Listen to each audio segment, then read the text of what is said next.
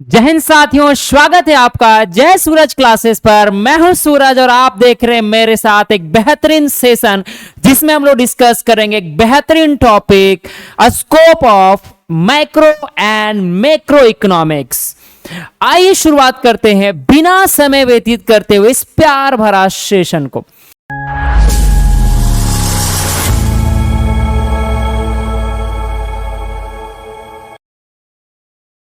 आज हम लोग परिचर्चा करेंगे, डिस्कस करेंगे सर हमारा स्कोप ऑफ इकोनॉमिक्स के बारे में, यानी कि हमारा जो स्कोप है वह इकोनॉमिक्स का, मैक्रो इकोनॉमिक्स का और मैक्रो इकोनॉमिक्स का क्या है। तो हम लोग सबसे पहले समझेंगे कि इकोनॉमिक्स का स्कोप का मतलब क्या होता है। किसे हम कहेंगे स्कोप, तो सबसे पहला समझना है स्कोप का मतलब क्या होता है सर। स्कोप को हम लोग सर हिंदी में क्षेत्र भी कहते हैं। क्या कहते हैं सर? क्षेत्र भी कहते हैं, या फिर अगर हम बोले तो इसे हम कह सकते हैं एरिया ऑफ स्टडी। क्या कहेंगे सर? Area of study. कहने का मतलब, स्कोप का मतलब क्या है सर? एरिया ऑफ स्टडी, या कहें तो सर फील्ड, या तो फील्ड ऑफ स्टडी। ठीक है, तो यानी कहने का मतलब हुआ sir scope of micro economics या स्कोप ऑफ मैक्रो इकोनॉमिक्स आसान शब्द में है।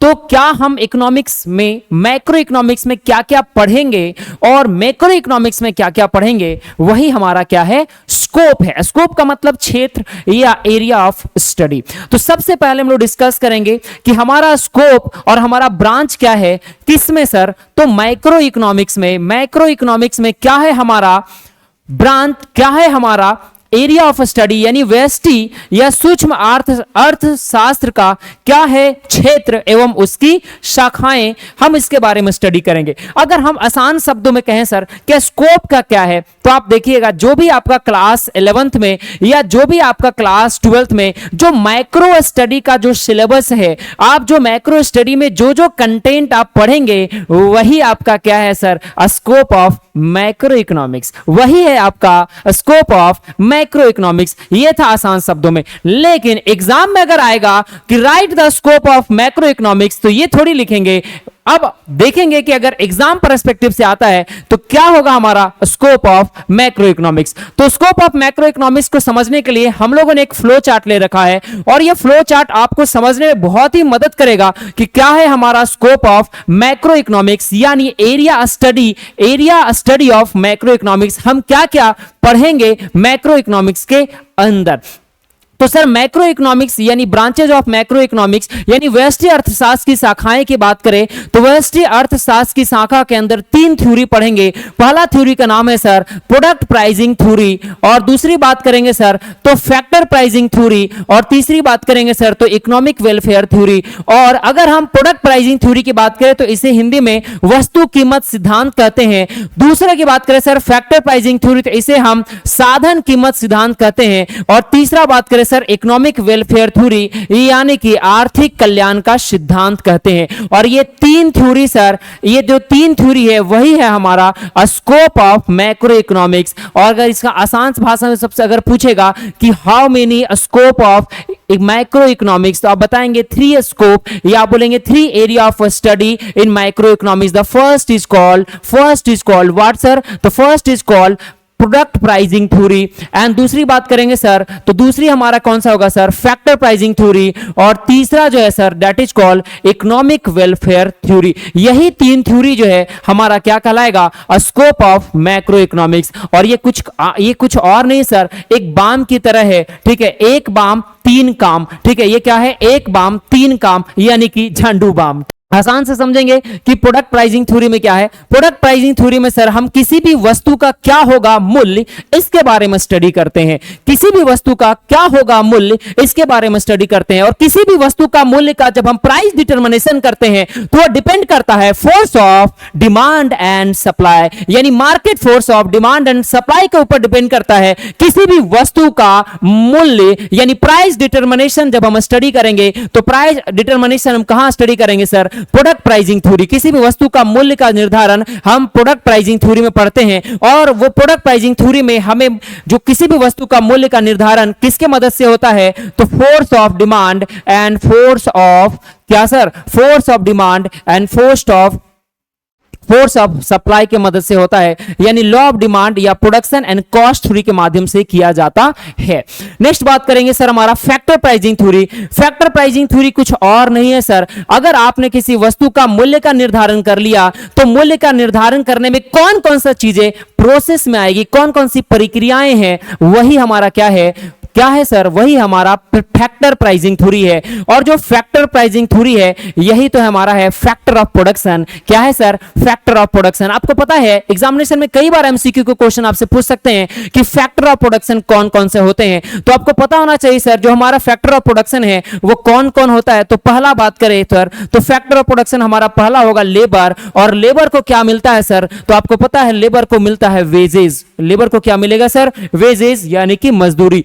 दूसरी बात करें सर तो दूसरा हमें जो है दूसरी बात करें तो दूसरा लेबर के बाद जो है अगर हम रेंट, ये रेंट यानी कि अगर हम आप जमीन यानी कि अगर आप लैंड दिए हैं तो लैंड के बदले में आपको क्या मिलेगा सर, तो आपको क्या मिलेगा, रेंट। और नेक्स्ट बात करेंगे सर तो नेक्स्ट अगर हम बात करें तो नेक्स्ट हमारा जो है अगर आप कैपिटल लगाए हैं बिजनेस में तो कैपिटल के बदले में आपको क्या मिलेगा सर, तो कैपिटल के बदले में आपको मिलेगा इंटरेस्ट। और नेक्स्ट बात करेंगे सर तो अगर कोई व्यक्ति कैपिटल लगाया है और अगर वह व्यक्ति मेहनत कर रहा है, ठीक है, तो एंटरप्रेन्योर को क्या मिलेगा, एंटरप्रेन्योर को उसके बदले में मिलेगा प्रॉफिट। यानी जो ये आप दिख रहे हैं ये कुछ और नहीं है बल्कि यही है आपका फैक्टर ऑफ प्रोडक्शन। यानी अगर आपसे पूछे कि how many factor of production तो आप बताएंगे land, labour, capital and entrepreneur. और लैंड, लेबर, कैपिटल, एंटरप्रेन्योर को क्या मिलता है, लेबर को वेजेस मिलता है, लैंड को रेंट मिलता है, कैपिटल को इंटरेस्ट मिलता है, और एक एंटरप्रेन्योर जो मेहनत करता है उसके बदले में रिवार्ड के रूप में उसे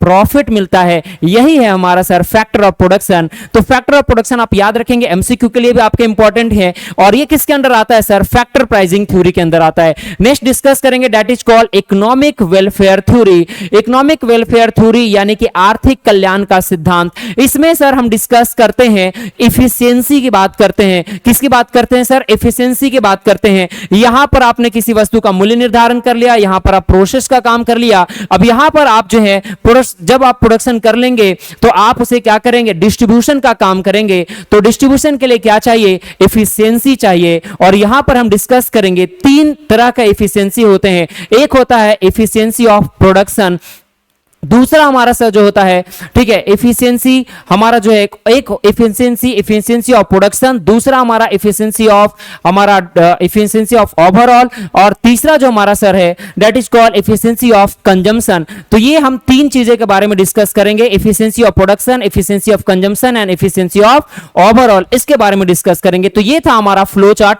अब एक एक करके डिस्कस करते हैं कि क्या कहलाता है product pricing theory. Product pricing theory क्या है सर, समझते हैं। तो लिखा the scope of macro economics include mainly three theory, तीन तरह का थ्योरी है, ठीक है। व्यष्टि सूक्ष्म अर्थशास्त्र के क्षेत्र में निम्नलिखित तीन सिद्धांतों को सम्मिलित किया जाता है। निम्नलिखित कितने सिद्धांतों को सम्मिलित किया जाता है सर, तीन सिद्धांतों को सम्मिलित किया जाता है। उसके बाद डिस्कस करें तो कौन कौन सा, पहला जो है sir that is called product pricing theory. Product pricing theory हम लोग पहला डिस्कस करते हैं। दूसरा कौन सा है सर, तो प्रोडक्ट फैक्टर प्राइसिंग थ्योरी है। और तीसरी बात करें सर तो economic welfare theory. Economic welfare theory आसान भाषा में समझेंगे तो पहला थ्योरी का नाम है सर पीपी थ्योरी, हम लोग बोलते हैं पीपी थ्योरी है। और दूसरी बात करें सर तो दूसरा जो हमारा है एफपी थ्योरी है। और तीसरा बात करें सर तो ईडब्ल्यू थ्योरी है। ये कुछ और नहीं है सर बल्कि ये शॉर्ट फॉर्म्स लिखे हुए हैं। पीपी थ्योरी का मतलब product pricing theory, FP theory का मतलब हो गया फैक्टर प्राइसिंग थ्योरी, और ईडब्ल्यूटी का मतलब इकोनॉमिक वेलफेयर थ्योरी। यही जो तीन थ्योरी है, यही तीन थ्योरी मिला के आपका क्या बन जाता है सर, यही तीन थ्योरी मिला के आपका बन जाता है स्कोप ऑफ माइक्रो इकोनॉमिक्स। ये कुछ और नहीं सर, बहुत आसान है। अगर आपके एग्जामिनेशन में आता है कि right the scope of micro economics, आप ये तीन थ्योरी लिख देंगे, आपका आंसर हो जाएगा कंप्लीट। आइए और भी डिस्कस करते हैं कि क्या है प्राइसिंग थ्योरी, क्या है हमारा थ्योरी ऑफ प्रोडक्शन प्राइसिंग। बहुत आसान शब्दों में लिखा हुआ है सर, बहुत ज्यादा हम लोग डिटेल में चीजें जो है बहुत एक्सप्लेनेशन नहीं करेंगे, मेन बात को जो है हम लोग समझेंगे। तो प्राइस डिटर्मिनेशन ऑफ कंजम्पशन, क्या लिखा हुआ sir, price determination of consumption goods is a study which include both demand as well as supply side. यानी कहने का मतलब है जब आप प्राइस डिटर्मिनेशन करेंगे किसका, कंजम्पशन, जो कंज्यूमेबल गुड्स है, जब आप प्राइस डिटर्मिनेशन करेंगे कंज्यूमेबल गुड्स का, वही जो है वो किसके अंडर आ जाएगा, थ्योरी ऑफ प्रोडक्ट प्राइसिंग। और जब प्राइस डिटरमाइन करेंगे तो किसके मदद से, किसके मदद से करेंगे, तो आप डिसाइड करेंगे force of demand and supply, यानी मांग एवं पूर्ति के माध्यम से जो है क्या किया जाता है, तो वस्तु की कीमत का निर्धारण किया जाता है। हिंदी में सेम बात लिखा हुआ है, वस्तु कीमत निर्धारण सिद्धांत में यह विवेचना की जाती है कि उपभोग की वस्तुओं की कीमतों का निर्धारण किस प्रकार होता है, क्वेश्चन मार्क। वस्तु कीमत निर्धारण में मांग पक्ष एवं पूर्ति पक्ष दोनों समावेश किया जाता है, यानी डिमांड साइड और सप्लाई साइड दोनों को हम सम्मिलित करते हैं। मांग पक्ष में उपभोक्ता के व्यवहार एवं उपभोग का अध्ययन किया जाता है। ध्यान से सुनिएगा सर, बहुत अच्छी बात है। डिमांड जब है, जब हम डिमांड पक्ष की बात करेंगे, डिमांड साइड की बात करेंगे, तो डिमांड साइड में हम कंज्यूमर की बिहेवियर का स्टडी करते हैं, और सप्लाई साइड में हम यानी उपभोक्ता यानी उपभोग यानी पूर्ति पक्ष की बात करें तो हम प्रोड्यूसर की बिहेवियर और प्रोड्यूसर की लागत की दशाओं में स्टडी करते हैं। अगर बोले तो सप्लाई साइड में हम प्रोड्यूसर का बिहेवियर और कॉस्ट का स्टडी करते हैं, जबकि डिमांड साइड में सर हम कंज्यूमर के बारे में स्टडी करते हैं। ये था हमारा थ्योरी ऑफ प्रोडक्शन यानी theory of product pricing. Next discuss करेंगे sir, that is called theory of factor pricing. तो थ्योरी ऑफ फैक्टर प्राइसिंग, इसमें क्या होता है sir, price determination of factor of production. आपको पता होगा कि जो हमारा फैक्टर ऑफ प्रोडक्शन है वो कौन कौन से, अभी जस्ट डिस्कस किए थे। फैक्टर ऑफ प्रोडक्शन हमारे 4 हैं, कौन कौन से सर, तो लैंड, लेबर, कैपिटल और हमारा कौन सा सर, एंटरप्रेन्योर। ये जो 4 नाम आपको दिख रहा है ये कुछ और नहीं है सर, बल्कि हमारा क्या है, फैक्टर ऑफ प्रोडक्शन। तो जब हम प्राइस डिटरमिनेशन करेंगे किसका, फैक्टर ऑफ प्रोडक्शन का, वही कहलाएगा sir in the theory of factor pricing. यही क्या कहलाएगा, theory of factor pricing. That is reward to factor of their contribution in the production is study। साधन कीमत निर्धारण सिद्धांत में यह विवेचना की जाती है कि वस्तु उत्पादन में प्रयोग की जाने वाली उत्पत्ति साधनों की कीमत अर्थात उनके पुरस्कार का निर्धारण किस प्रकार से किया जाता है। नेक्स्ट डिस्कस करेंगे सर हमारा, that is called the theory of economic welfare. जो हमारा थ्योरी ऑफ इकोनॉमिक वेलफेयर है, इसमें सर हम एफिशिएंसी की बात करते हैं। अब ध्यान से देखेंगे, in microeconomics analysis is study how to distribute. आप अगर वस्तु को बना लिए हैं, मैन्युफैक्चरिंग कर लिए हैं, प्रोडक्शन कर लिए हैं, तो आप जो है उपभोक्ता तक आसान से क्या करेंगे, वितरित करेंगे, यानी वितरण का काम करेंगे। आप देखेंगे कोविड-19 में जो वैक्सीन बना, पहला मैन्युफैक्चरिंग हुआ, अब उसको क्या किया गया, कंज्यूमर तक, लोगों तक जो है उसको पहुंचाने का यानी वितरण का काम किया गया होगा। आपने देखा होगा कि जो कोविड-19 का वैक्सीन है वो 3 डोज में मिल रहा था, first dose, second dose and another जो लास्ट वाला था वो बूस्टर डोज था। अगर ये बहुत तरीकेवार से जो है वो अगर सिलसिलेवार से अगर अच्छी तरह से एफिशिएंसी नहीं किया जाता तो 1 साल बाद मिलता, फिर पता चलता 5 साल बाद मिल रहा है, बूस्टर डोज है 25 साल बाद मिल रहा है। ठीक है, तो क्या फायदा होता है, नहीं फायदा होता ना। यानी एफिशिएंसी रखना है, यानी एफिशिएंसी किस में रखना है सर, तो डिस्ट्रीब्यूशन में। यानी तीसरा जो है बना हुआ सामान को हम डिस्ट्रीब्यूट करेंगे, वितरित करेंगे, कहां पर सर, कंज्यूमर तक। In macro economics analysis study how to distribute the given quantities of goods and services among the different consumer efficiently so as to maximize the economic welfare। और उस प्रकार से जो कंज्यूमर है वो क्या कर सके सर, मैक्सिमाइज कर सके, क्या कर सके सर, मैक्सिमाइज कर सके इकोनॉमिक वेलफेयर को। और यहां पर 3 तरह का जो है वो एफिशिएंसी के बारे में स्टडी करते हैं। 3 तरह के जो है हम एफिशिएंसी की बात करते हैं सर। पहला जो है एफिशिएंसी ऑफ प्रोडक्शन, यानी हम जो है वो प्रोडक्शन अच्छे तरह से करेंगे। दूसरा एफिशिएंसी की बात करते हैं सर, तो दूसरा है हमारा कंजम्पशन, हम जो है एफिशिएंट टाइप से कंजम्पशन करेंगे, उपभोग करेंगे। और तीसरा है जो है सर हमारा एफिशिएंसी ऑफ ओवरऑल, यानी हम ओवरऑल जो है वो कंजम्पशन की बात करेंगे। यानी ये सारी बातें जो है, यानी आप कह सकते हैं जो तीसरा जो हमारा थ्योरी है वो कुछ और नहीं है सर, बल्कि सिर्फ और सिर्फ किस प्रकार से, आप आसान शब्दों में कहेंगे तो आप किस प्रकार से वस्तुओं का वितरण करते हैं उपभोक्ताओं तक, यही है हमारा थ्योरी नंबर 3।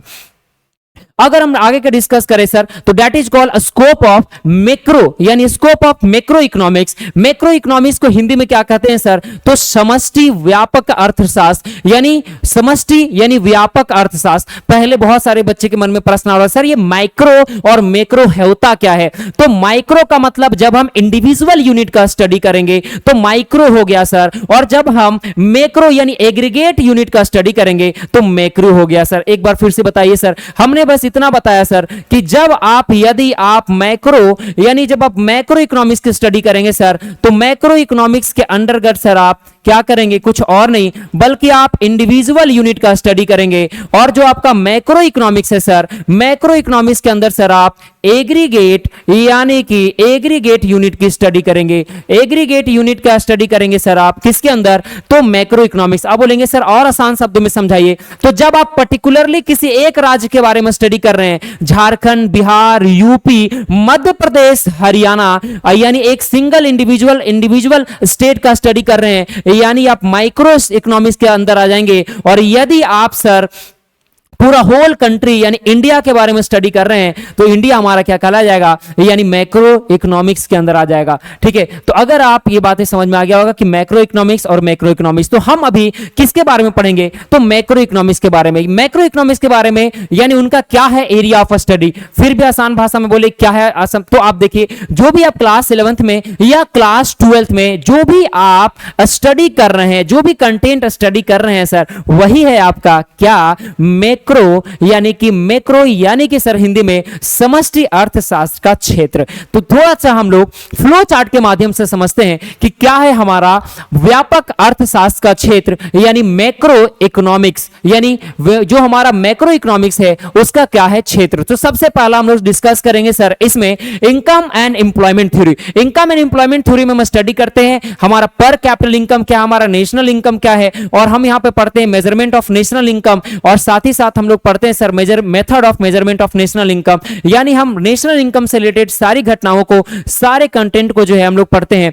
और साथ ही साथ हम लोग ये भी करते हैं study of employment and unemployment, कितने लोग बेरोजगार हैं, कितनों जो अनबेरोजगार, यानी क्लासिकल थ्योरी, केनीज थ्योरी के बारे में हम लोग जो है वहां पे एम्प्लॉयमेंट के बारे में पढ़ते हैं, यानी पहला कंटेंट ये हुआ। दूसरा theory of general level of inflation, इसमें हम ये स्टडी करते हैं sir general level of inflation, यानी हमारी महंगाई क्या है, यानी इन्फ्लेशन यानी महंगाई, और अगर महंगाई है तो कितनी है, इसके बारे में स्टडी करते हैं। तीसरी बात करें सर तो theory of trade cycle, trade cycle में हम स्टडी करते हैं कि जो हमारा इकोनॉमिक कंडीशन है वो किस अवस्था में है, यानी बूम की अवस्था में है, तेजी काल में है, या हमारा मंदी काल में है, यानी ट्रेड ऑफ हम cycle, theory of trade off cycle में स्टडी करते हैं। चौथा जो हमारा सर थ्योरी है that is called the theory of economic growth, आर्थिक विकास का सिद्धांत। इसमें हम ये पढ़ते हैं कि हमारा जो इकोनॉमिक ग्रोथ है वो उसकी कंडीशन क्या है, उसकी व्यवस्था क्या है वर्तमान समय में। और आखिरी जो थ्योरी है that is called the macro theory of distribution, जिसमें हम स्टडी करते हैं वितरण की समष्टि सिद्धांत, यानी किस प्रकार से आप जो है वो डिस्ट्रीब्यूट करते हैं। ये थ्योरी हम लोग जो है पांचवा में पढ़ते हैं sir. Theory of income and employment का स्टडी इसके अंदर पढ़ते हैं सर थ्योरी ऑफ कंजम्पशन, और इसी के अंदर पढ़ते हैं सर इन्वेस्टमेंट थ्योरी, जिसमें हम लोग पढ़ते हैं मल्टीपल इन्वेस्टमेंट क्या होता है, साथ ही साथ पढ़ते हैं कि इन्वेस्टमेंट से टाइप्स, इन्वेस्टमेंट के कितने तरह के टाइप्स होते हैं, ये सारे जो है हम लोग इसके अंदर पढ़ते हैं। आइए डिटेल में देखते हैं और भी कि क्या क्या है जो है sir scope of macro economics. The scope of macro economics की बात करें सर, तो स्कोप ऑफ मैक्रो इकोनॉमिक्स की बात करें तो पहला जो स्कोप है सर, ठीक है, इसमें हम पहला पढ़ेंगे इनकम एंड एम्प्लॉयमेंट थ्योरी। दूसरा स्कोप की बात करें sir theory of general price and inflation. तीसरा है sir theory of trade cycle. चौथा है theory of economic growth, and पांचवा है sir macro theory of distribution. Next discuss करेंगे सर पहला income and employment theory. Income and employment क्या theory sir, इसमें बहुत अच्छे से समझेंगे। क्या लिखा हुआ है इसमें, लिखा हुआ है sir microeconomics is a concern with the determination of the level of employment and the whole system of the variation in it. यहां पर हमें यह पढ़ेंगे कि क्या हमारा होगा sir determination of the level of employment, यानी रोजगार की अवस्था क्या होगी, और साथ ही साथ पढ़ेंगे अन्य दशाओं में क्या है इसके वेरिएशन। ये हम लोग इस पहला कंटेंट में पढ़ेंगे। हिंदी में समष्टि अर्थशास्त्र में राष्ट्रीय आय, उसकी विभिन्न अवधारणाओं एवं उसकी माप की विधियों का अध्ययन किया जाता है, यानी हम मेजरमेंट ऑफ नेशनल इनकम साथ ही साथ जो है उसकी किस प्रकार से मापा जाएगा, और एग्रीगेट या कंपोनेंट ऑफ नेशनल इनकम, इनके संबंधित चीजें हम लोग पढ़ेंगे। नेक्स्ट बात करें सर दूसरा theory of general price and level and inflation, जिसमें हम डिस्कस करते हैं sir macroeconomics is study the various consumption of money supply and effect of then in the economy. बहुत ध्यान से समझेंगे, ये बता रहा है theory of general price and level and inflation, ये बताता है कि आप इसमें स्टडी करेंगे, किसके बारे में स्टडी करेंगे सर, तो मनी सप्लाई से संबंधित स्टडी करेंगे। मनी सप्लाई से संबंधित स्टडी करेंगे तो क्या पढ़ेंगे सर, वहां पे आप पढ़ेंगे क्रेडिट क्रिएशन, यानी किस प्रकार से क्रेडिट क्रिएशन किया जाता है। फिर आप क्या पढ़ेंगे सर, क्रेडिट कंट्रोल पढ़ेंगे, और फिर आप क्या पढ़ेंगे, आरबीआई यानी कि कॉमर्शियल बैंक और सेंट्रल बैंक के बारे में पढ़ेंगे। दैट इज कॉल्ड द आपका क्या कहलाएगा, मनी सप्लाई, यानी कि components of money and supply and effect of then in the economy. और जब मनी सप्लाई होगा यानी क्रिएशन जब होगा मनी का, या जब कंट्रोल किया जाएगा तो क्या इफेक्ट पड़ेगा हमारा इकोनॉमी में, यानी CRR, SLR, bank rate, reverse repo rate, इन सभी घटनाओं का, इन सभी कंपोनेंट के बारे में जो है आप थ्योरी नंबर 2 में स्टडी करते हैं।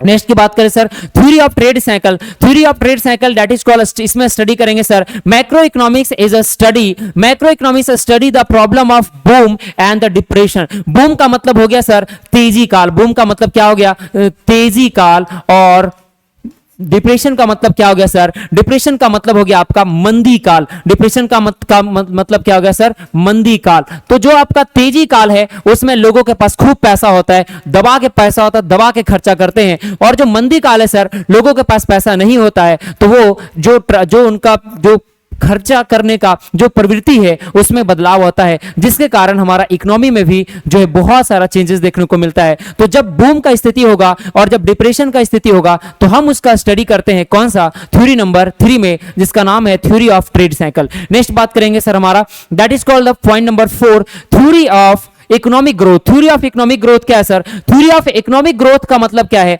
जिसमें हम स्टडी करेंगे macroeconomics is a study the problem of relating to economic growth और increase in per capital income और रियल इनकम। यहां पर हम ये देखते हैं कि हमारा इकोनॉमी जो है वो ग्रोथ कर रहा है कि नहीं कर रहा है, यानी पर कैपिटल इनकम लोगों का इंक्रीज कर रहा है या डिक्रीज कर रहा है। अगर इंक्रीज कर रहा है मतलब हमारा इकोनॉमिक ग्रोथ ठीक ठाक है, हम सही प्रोग्रेस कर रहे हैं, और अगर पर कैपिटल इनकम जो है वो घटता चला जा रहा है यानी हमारा इकोनॉमिक ग्रोथ जो है वो ठीक नहीं है। तो हम अपने इकोनॉमिक ग्रोथ यानी हमारी आर्थिक दशा कैसी है इससे संबंधित घटनाओं का परिचर्चा करते हैं सर, कौन सा, तो थ्योरी नंबर 4 में, यानी theory of economic growth. Hindi में क्या लिखा हुआ सर, समष्टि अर्थशास्त्र में विकास अर्थात प्रति व्यक्ति वास्तविक आय में होने वाली वृद्धि से संबंधित समस्याओं का अध्ययन किया जाता है। इसमें किसी राष्ट्र के अल्प विकसित होने के कारणों, अगर कोई देश जो है वो अल्प विकसित है तो उसके पीछे रीजन क्या है,